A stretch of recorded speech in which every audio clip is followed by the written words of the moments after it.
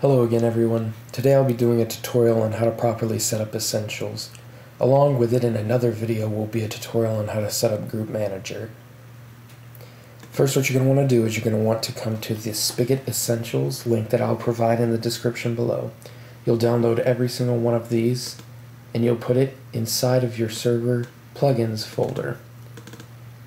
As you can see, I've already added all of mine, including Group Manager, which I'll go ahead and provide the link for below so you can download for the video in the future. That can be downloaded here. What you'll do is you'll download it as a zip, you'll open it, and you'll pull this into your folder for your plugins of your server. Once you've done those two things, I will provide this reference, but you do not need it until we do the Group Manager video. Anyways, what you'll do next is you'll go ahead and you'll start up your server with those plugins in it.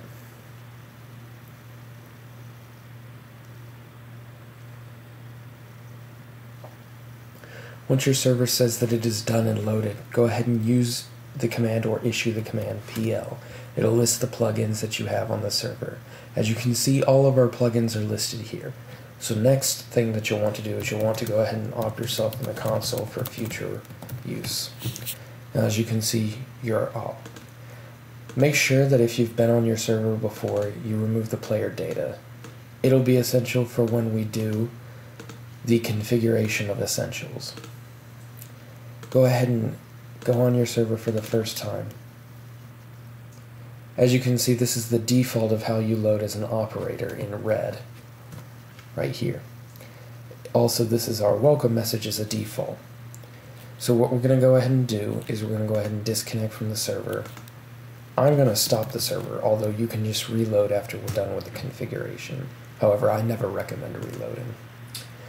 Next thing you're going to want to do is you're going to want to go into your plugins folder, into your Essentials folder that has been recently done. Your configuration, you'll edit that. I'm just going to go over some of the specifics, the big items, and the rest you can configure and look up on your own. OP color names, I always set mine to 3, which is a turquoise-ish color.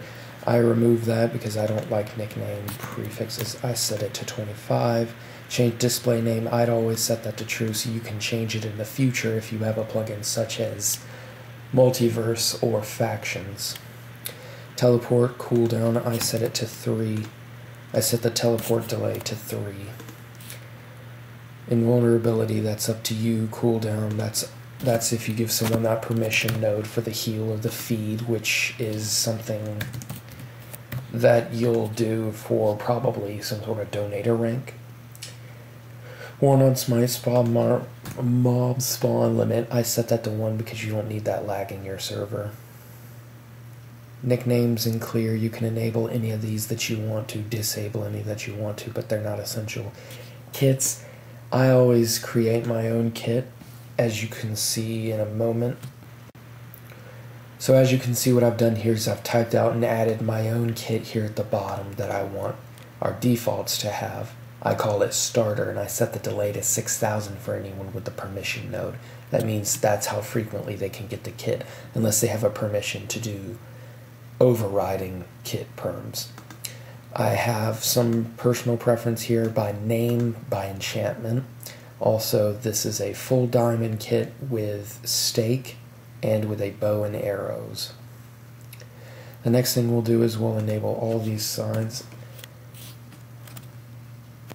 Now that we have enabled all our signs, this means that we can now use these signs. However, if you do not have the permission to create or use the signs, you will not be able to use that specific sign.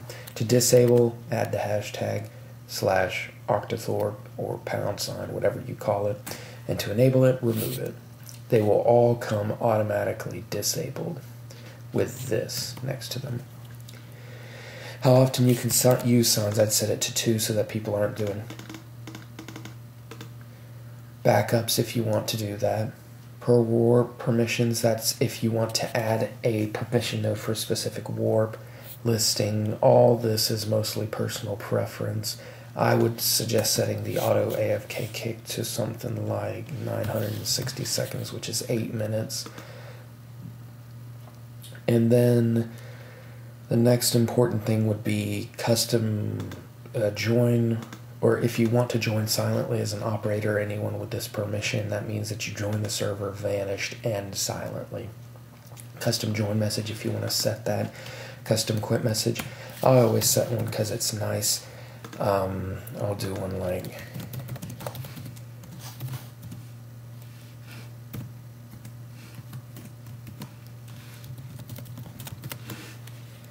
goodbye to the username. Again, a lot of these are just personal preference. I always do unsafe enchantments for my operators to give them a little something special for fun. The next important thing that I would suggest is set home, however many you want to set that. If you want to give someone a permission node for multiple homes, you'll do multiple dot, then that group that you set. You can also create a new group name, such as, just as an example, to 4. So if I give the permission node essentials.setHome.multiple.poop, it'll give 4 homes. Or you can just change one of these, which is what I recommend doing.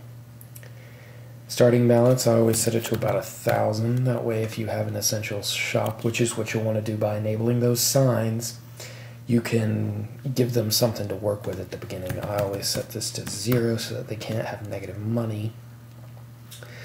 The next important thing is your chat. I remove these nasty, ugly looking brackets. And in the case that you do actually have a form of factions in the future, you want to add this. And this does not mean that they will have that tag next to their name. It just means they will have that tag next to their name if they have factions, or if you have factions enabled.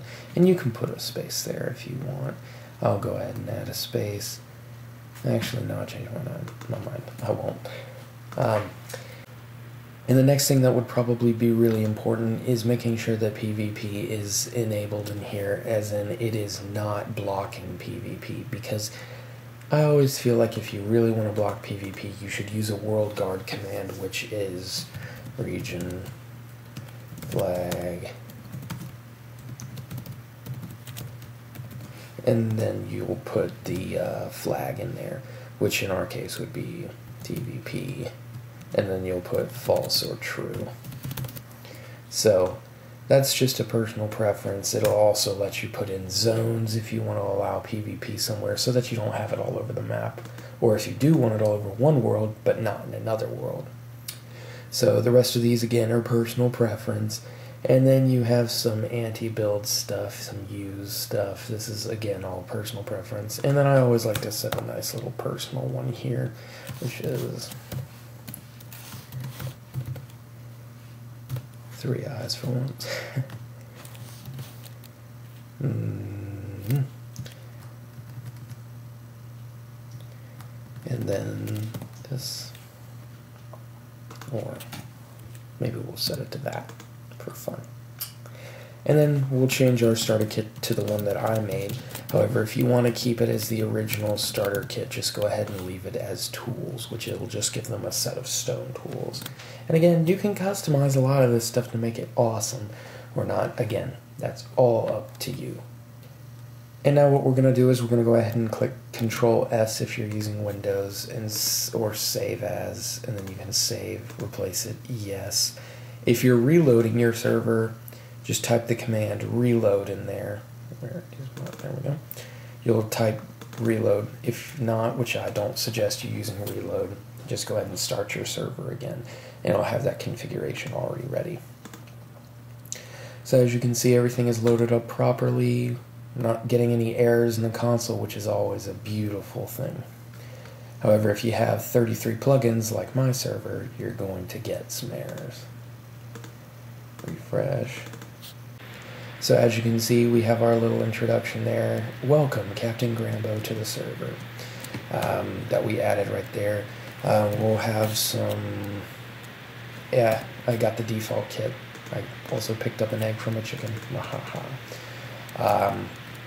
But now that we've done this, I'm pretty sure that's about it that you need to know. There are some things like your balance, And remember, none of these features that we added will work unless you add the permissions to the players. If you do want to use Group Manager, what I'm going to do is I'm going to create another video so that you can know how and what you should add to your players. Thanks for watching, everyone, and I hope you enjoyed the video, and I hope it was helpful to some of those who didn't get enough information from the last video.